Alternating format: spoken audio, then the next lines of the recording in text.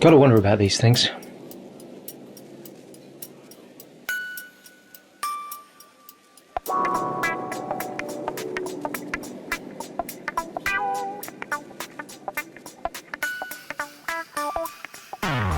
Hello and welcome to this retrospective look back at these classic 3D Viewmaster toys. Now I remember these from the late 1970s mainly, but believe it or not they've actually been around in one form or another since 1939, and we'll be taking a brief look at their history later in the video. These Viewmaster stereoscopes, if you didn't already know, they're devices that you peer into to see full colour 3D images displayed on transparent slides, and with no batteries required either, as they use external light sources with the light passing through these partially opaque light diffusers on the front, or on the back depending on which way you look at it. Basically you'd insert these circular slide reels into the device, then use the clicker on the side to turn them around.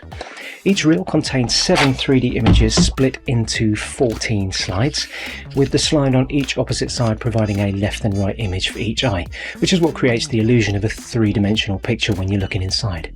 And part of the appeal of these things is that when you peer inside them, it kind of feels like you're looking at a massive cinema screen from a seat inside a theatre. There have been countless numbers of reels available over the years, themed on all sorts of subjects from children's TV shows and cartoons to more adult subjects like sports and tourism, and apparently there were some saucy ones too, as I've been told in the comments. More of that later, but for now let's take a little look at how these started, where they've been, and how it's going in 2026. Now, I'm not aiming to provide an exhaustive history on these devices, we're just watching this for a bit of nostalgic fun after all, but it is worth taking a quick look at some of the more memorable versions that have appeared over the years. The first release, Model A, appeared in 1939 and was manufactured by an American slide projector company called Sawyer's Incorporated. The first model that more closely resembled the units that we're used to seeing though was the Model C, released in 1946. This was the first model that featured that familiar slot in the top where you'd insert the reels rather than having to open up the whole case. The grey and red ones that I have are both Model Gs, which were manufactured between 1959 and 1977, and this does tally as I've had these ones since I was about 3, and these are, I think, the most iconic Viewmaster designs for anyone in their 40s, 50s or 60s. A range of Viewmaster cameras and projectors were also made available at the height of the craze in the 1950s. The cameras enabled the user to snap their own 3D slides using special film, which after developing could be adapted using cutting tools and inserted into personal reels that were compatible with Viewmaster viewers. The projectors were made available as different models at various prices to suit varying budgets, but the main difference was whether they projected in 2D or 3D. The 3D enabled Stereomatic 500 projected onto a specially manufactured screen and required polarized 3D glasses in order to view the images. Also worth mentioning was the talking Viewmaster toys that were produced throughout the 1970s, although there were newer models designed later on too, well into the 90s.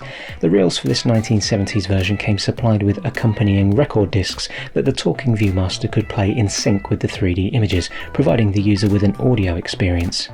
If you want to see a full collection of every viewer that was ever manufactured, I can recommend visiting the animated Viewmaster website at view.master.nl or the 20th Century Stereo Viewer website at viewmaster.co.uk, and I've popped a link to both of those in the video description. There have been more modern versions of the Viewmaster made available in recent years, including a VR model that uses a mobile phone as the screen, but currently at the time of making this video there were no new models being produced. However, that may all change in the next few years as Mattel are planning to release a movie based on the toy. Mattel Studios, Sony Pictures Entertainment and Escape Artists Productions are currently working on this, and so far there's no news as to a plot, but if I were to hazard a guess I'd say we can maybe expect some kind of fantasy setting involved being transported to exotic locations via magic slide viewer. I don't know, maybe if you can think of something better, go ahead and post it in the comments. I have a fairly modest collection of Viewmaster reels, all of which are stored in these two bags, a laminated fabric rainbow bag and this old Woolworths carrier bag, and those alone are pure nostalgia. In addition to the two Model G viewers, there's a fairly mixed bunch of reels, a combination of mine and my wife's that we've gathered together between us over the years. Some are still stored in their packaging and some are loose and incomplete sets, and sadly many of these have faded horribly over the years. It's a lesson in how not to store these old reels, and I think it might have something to do with long-term exposure to light maybe. So that's worth bearing in mind if you have Viewmaster collections yourself. The The loose ones consist of one Spider-Man reel with shots from the cartoon, a set of 3 Wurzel Gummidge TV show reels, a set of 3 Royal Family reels, plus a single sampler reel that would have come free with the Viewmaster viewers on the subject of sport and action. I do plan to buy more reels in the future to build up the collection a little bit, as they're really easy to pick up on eBay, and being thin they're also very easy to store. Prices can be as little as a couple of quid for individual reels, with full and package sets going for about £10 plus. What I will be watching out for though is the condition of the images. The faded reels really do mar the enjoyment of these things, so I'll be making sure any I buy in the future are in good shape. With countless numbers of reels out there in the wild, more than it's even likely possible to keep a record of, it's perhaps becoming increasingly important to preserve them historically. And as not everyone has access to these viewers, and certainly not to every reel that's ever been made, it's good that there are ways to recreate the experience digitally. There are 2 YouTube channels I've come across that are doing a great job of preserving old Viewmaster reels. The first is called Viewmaster for You, run by Suzi and John, and you'll find a mixture of photograph slides viewable in 2D of course, along with shots of the packaging.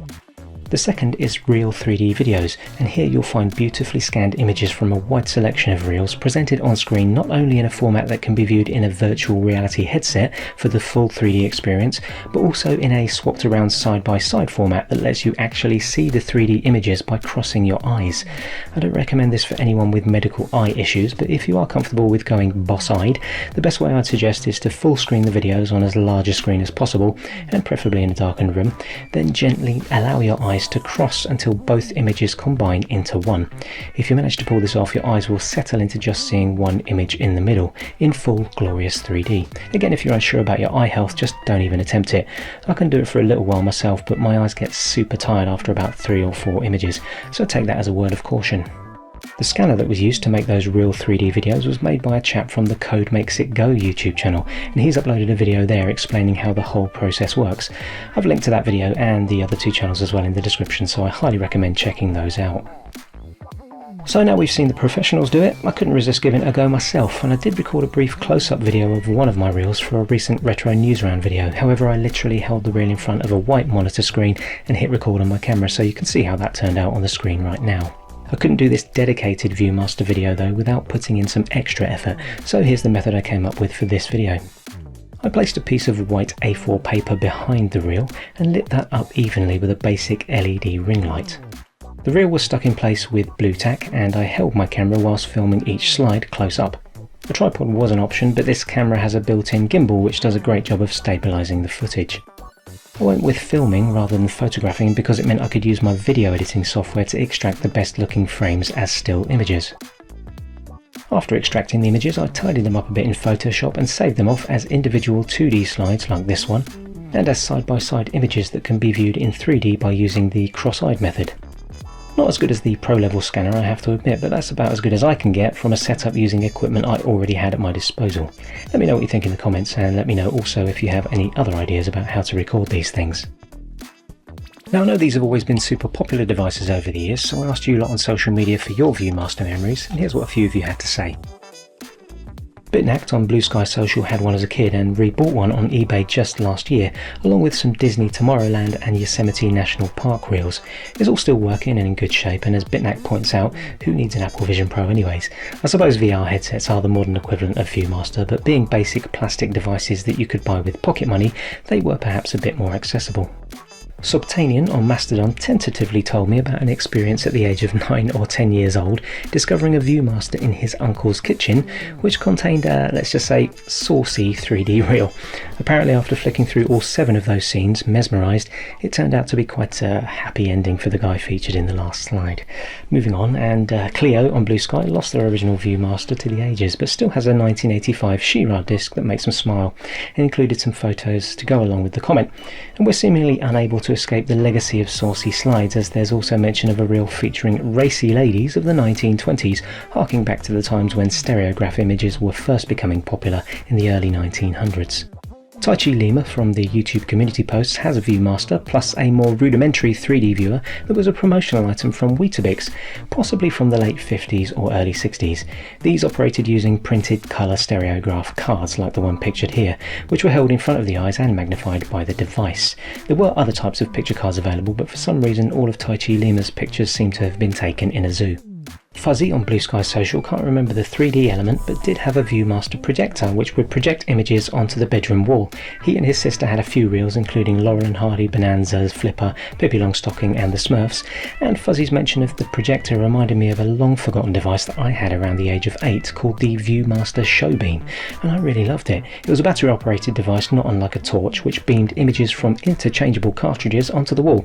Mighty Mouse is the only cartridge I can remember having, but I know I had one or two others as well, probably Disney related. Elijah Retro on YouTube had a Viewmaster in the late 80s and early 90s and remembers having a selection of Disney related 3D reels, and this mention of Disney sparked another memory of mine, a Viewmaster board game called Clomp It. You had to throw a dice to determine how many times each player would pull their Viewmaster clickers, then they'd shout out what Disney character they'd stopped on. All of the players, up to 4 people, would then search for the card that displayed both of those characters, trying to be the first to use their rubber clomper to claim the card. We had a lot of fun with that, and Uncle brought it back as a gift from me and my sister from his Disney World Florida trip. Irish Goat on Blue Sky had a few reels as a kid, but the one that stands out is Disney's The Jungle Book, because the images were made up of real-world 3D models rather than cells of animation from the movie. I looked into this practice of using 3D models, and it turns out that quite a few reels were made this way. It was often a normal part of the creative process to make real-world models, then photograph them in 3D. If you think about it, taking a still image from a 2D film like The Jungle Book and then somehow converting it to be viewed in 3D could potentially be more complicated than somebody with the right skills recreating the scenes using modelling techniques. You'd end up with a more realistic 3D scene too, so it really does make sense. And finally, Annabelle on Mastodon got bored with the Viewmaster at the age of about 8 or 9. Annabelle only had 2 sets of reels, Daktari, a 1960s TV show about an animal doctor in Africa, and Snoopy. They were enjoyed for a while though, and I have to say that even though Viewmaster was something that was a short-lived novelty for many of us, the way it was able to magically bring static images to life using 3D was amazing at the time. And when you peer into one now, it still looks as amazing as it ever did back in the 30s, 40s, 50s, 60s, 70s, 80s and 90s, and well into the 2000s. It was and still is a cheap and accessible device, which also provides an opportunity to indulge in a collecting habit without breaking the bank. Now, if you'll just excuse me, I'm going to go check out eBay. To finish off the video now, as an experimental treat of sorts, I've put together a presentation of one of the better quality reels from my collection, photographed using that makeshift method, and complete with narration read directly from the actual Viewmaster reel. Just before that though, I'd like to thank everyone who shared their comments for the video, and if you'd like to be included in a future retrospectives video, keep an eye on my various social media platforms where I'll be asking for your contributions whenever I'm looking for input. Beyond that, I'd like to thank you for liking and subscribing, and of course to thank you all for watching Retrospectives.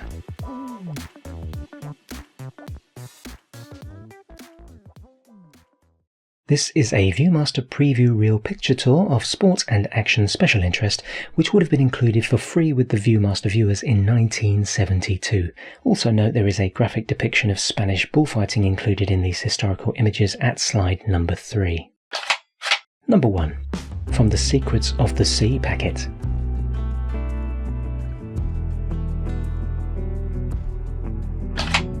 Number 2. From the Speleology packet.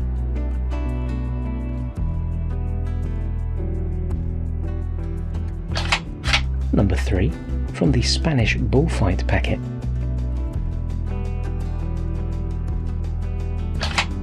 Number 4. Jet XP706 from the Jet Fighters packet.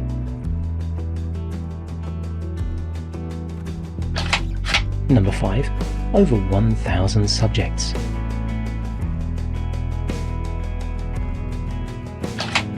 Number 6. From the Mountaineering packet.